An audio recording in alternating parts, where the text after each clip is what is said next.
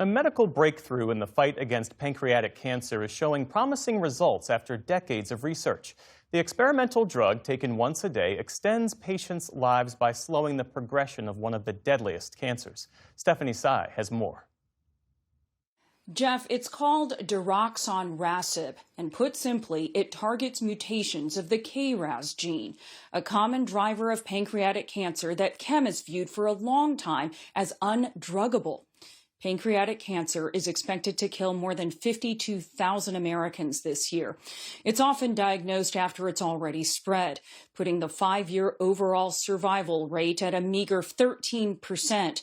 For most advanced patients, there's no cure, and standard treatment has been chemotherapy. Experts say that could be about to change. For more on what this means for patients and the future of cancer treatment, I'm joined by Dr. Rachna Shroff, Associate Director of Clinical Investigations at the University of Arizona Comprehensive Cancer Center. Dr. Shroff, this is hopeful, to say the least. And before we get into the details, I imagine you've treated and lost many pancreatic cancer patients over the years. I lost my own mother to the disease very quickly a few years ago. What was your reaction when the results were read to the room over the weekend? You know, I think, like you said, this was a monumental day in the treatment of pancreatic cancer. I've been using the word game changer, and that is not a word that we use lightly when it comes to treating this disease. And the honest truth is it was tears of joy. 16 years of treating this disease, and like you said, countless lives lost to this horrible, horrible cancer. And so to see the results and to be in that room with a number of people who have that same drive to kind of improve cancer outcomes for patients, it was an incredibly emotional moment. The study's participants were looking for a Hail Mary. They'd all undergone at least one round of chemo, from what I understand. And the results showed those put on this new drug lived an average of 13 months compared to those who lived only about 6 months without it. How significant is that, Dr. Shroff, in the world of oncology?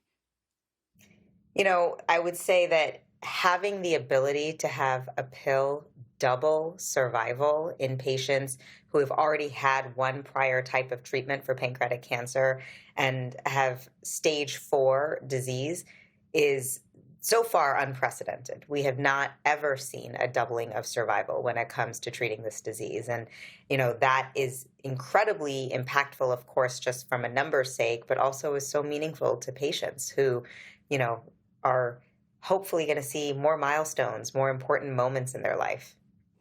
This is the same experimental drug that former Senator Ben Sasse has been on since his pancreatic cancer diagnosis. Here's what he said to 60 Minutes' Scott Pelley in April about why he's still alive.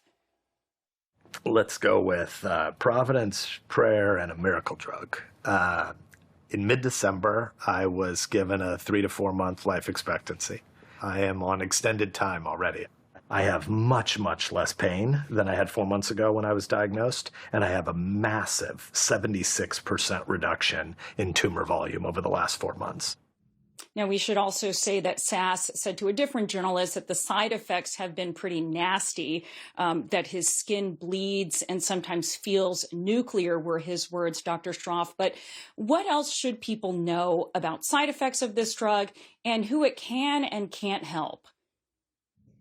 Well, you know, so far from the results that we've seen in terms of who it can and can't help, we think it really is a drug that should be offered to all patients who have had one prior line of chemotherapy. While we recognize that this drug specifically targets the KRAS mutation, or the KRAS pathway rather, over 90% of pancreatic cancer patients have KRAS mutations, and this study included all comers. It seems to work regardless of KRAS mutation status. And so it really, hopefully, will become the standard of care for all patients after one prior line of chemotherapy. Now, as you mentioned, things to know, yes, with every drug comes side effects and toxicities. But I will say that there is a learning curve for all of these drugs, and all of us who, once we get our hands around it, once we work with some of our multidisciplinary colleagues, for instance, with the rash, working closely with our dermatologists, we're learning. We're learning how to be preemptive and prophylactic about trying to prevent such severe side effects that the patient's quality of life is affected. For the rash, avoiding sunlight, using oral antibiotics and topical steroids. I mean, those things seem to be helping, seem to be mitigating the rash. And, I think the other thing I will say is that when you look at the study, only a small percentage of patients actually discontinued taking the drug because of side effects. And so, I think if we're able to provide clinically meaningful improvements for our patients, as long as we learn how to manage side effects, we can hopefully handle those trade-offs. And that KRAS pathway, those mutations, I understand, are also involved in other cancers, including those of the colon and the lung. So what potential does this drug hold for those patients?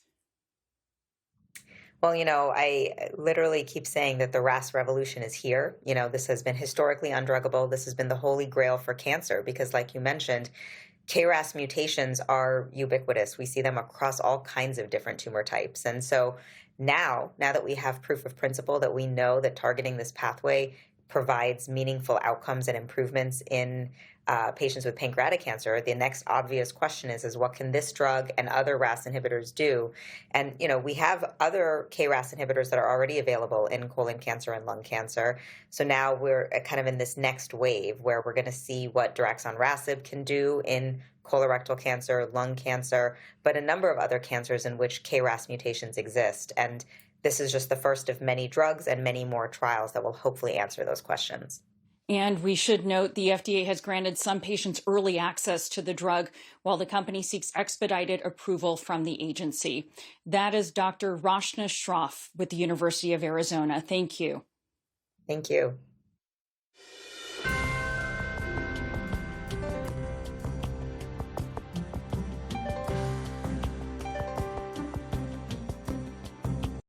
Support journalism you trust. Support PBS News. Donate now, or even better, start a monthly contribution today.